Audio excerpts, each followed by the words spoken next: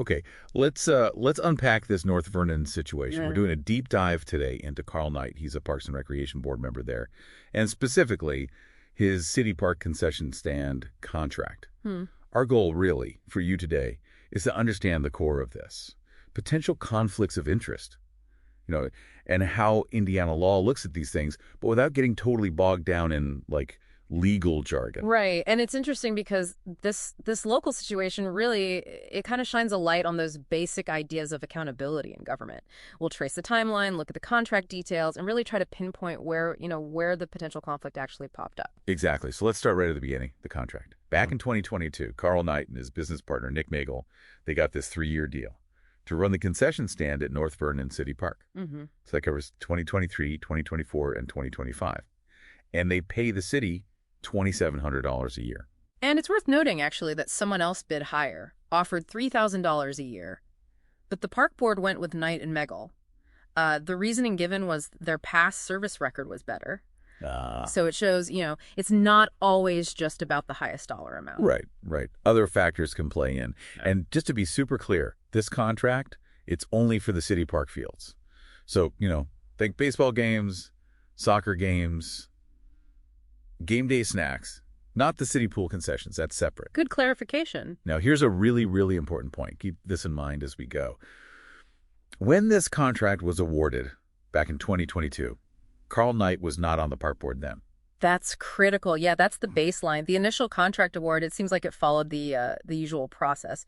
Things change later, though. When he steps into that governance role, overseeing the system his business is, benefiting from. Okay, so that leads right into his appointment to the board. Yeah. Karl Knight joins the park board sometime between, late 2023 and early 2024. Our understanding is this probably happened under Mayor Sean Gherkin. Mayoral appointment? Right, the mayor appoints board members, usually staggered 3-year terms, I think. Correct. And this is where it gets really interesting, legally speaking. You have someone holding a paid contract with the park system, then they get appointed to the board that oversees that same system. In Indiana, that immediately, flips a switch. It triggers specific legal duties about disclosing potential conflicts of interest. Why do you think those kinds of laws are even on the books? Well, it seems obvious, right? It's about fairness, making sure things are, transparent, so people in power aren't, secretly using their position to help themselves or their businesses without anyone knowing. Public trust, basically. Precisely. That's the core of it. Public trust and fair dealing. So, keeping that in mind, what did Karl Knight actually disclose once he was on the board holding this contract?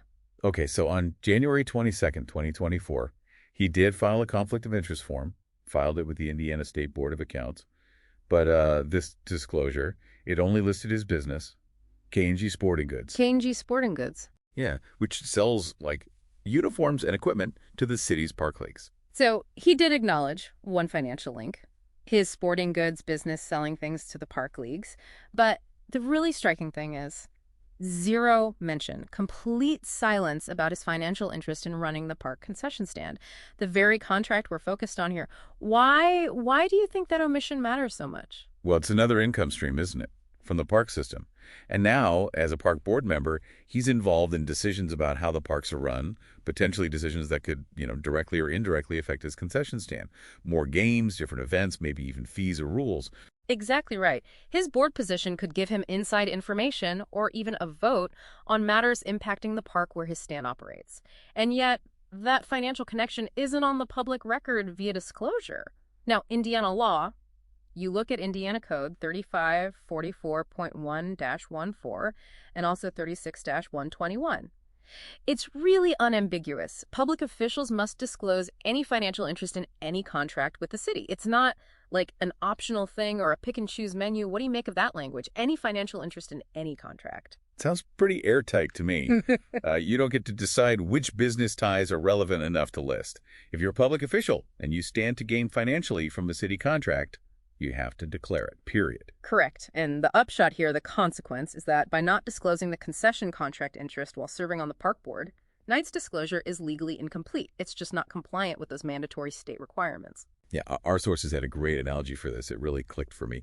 It's like disclosing that you sell, say, T-shirts to the city through one business, which he did with K&G Sporting Goods, but then not disclosing that you're also selling nachos, hot dogs, drinks, profiting from concessions at city events through another interest, you got to disclose both income streams from the city, the T-shirts and the nachos. That puts it very clearly. It cuts through the legal stuff. T-shirts versus nachos both need disclosure. Now let's rewind just a bit. It's important to stress the original awarding of that concession contract back in 2022. That seems to have been technically clean, handled by the book, more or less. How so? Well, it was publicly advertised. They put out a call for proposals. Okay. They received 2 bids, Knight Megals and the higher one we mentioned. And the park board, at the time, they consulted the city attorney for advice. They got legal input. They did. And they ultimately chose Knight Megal, the lower bid, based on that perceived better service history. And all this discussion and the vote happened in public park board meetings. Open sessions. So the initial process back then seemed okay. Public, multiple bidders, legal advice sought. Right. At that point in time, the procedure seemed to have been followed. The disclosure issue, the compliance problem we're talking about, that arose after Knight became a park board member while already holding the contract. Okay, that distinction is key. It wasn't necessarily how he got the contract initially. It's about what happened, or rather didn't happen, once he took on that public role. Holding the contract and being on the board simultaneously, but without the full disclosure. Yeah. The rules kind of changed for him then, or should have? Precisely. That's the nub of it. So let's just boil it down. The bottom line, Karl Knight properly disclosed his K&G Sporting Goods business dealings. Check. But he did not disclose his ongoing financial interest from the City Park concession stand contract. Right. No nachos disclosure. No nachos disclosure. Therefore, the conclusion based on the information we have is pretty stark.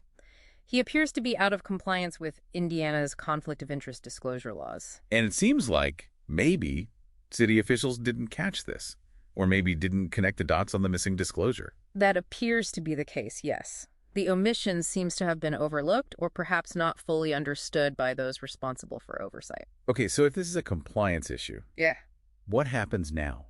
What are the potential ramifications? Well, if the issue is formally pursued, several things could happen. Knight might face a choice. Either resign from the park board to eliminate the conflict, or potentially the city might need to look at canceling or renegotiating the concession contract itself to remove that conflict. So one or the other has to give, essentially, the board seat or the contract interest. That's typically how these conflicts are resolved to achieve compliance. And what if, nothing happens, if it's just ignored? If it continues to be unaddressed, someone could file a formal ethics complaint. That could go to the Indiana State Board of Accounts, which handles financial oversight, or maybe the Indiana Public Access Counselor, who deals with transparency issues. Okay.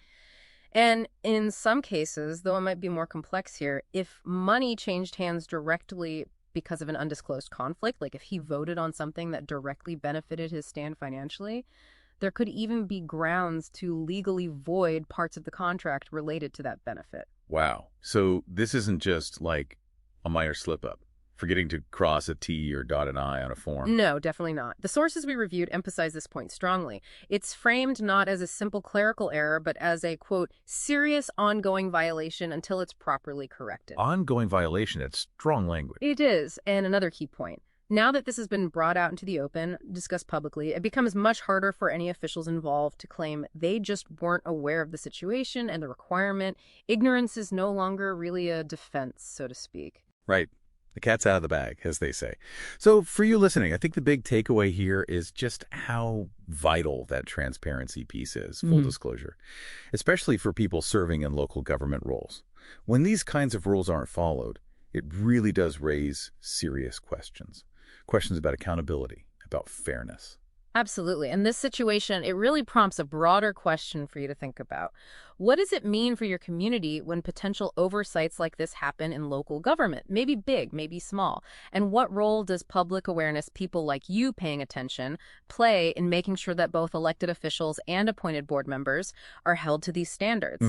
This whole case really highlights why we have checks and balances, or why we need them at the local level, and it underscores the responsibilities that come with taking on any kind of public service role. Maybe consider how a similar situation, disclosed or undisclosed, might be playing out, perhaps quietly, right in your own town or city.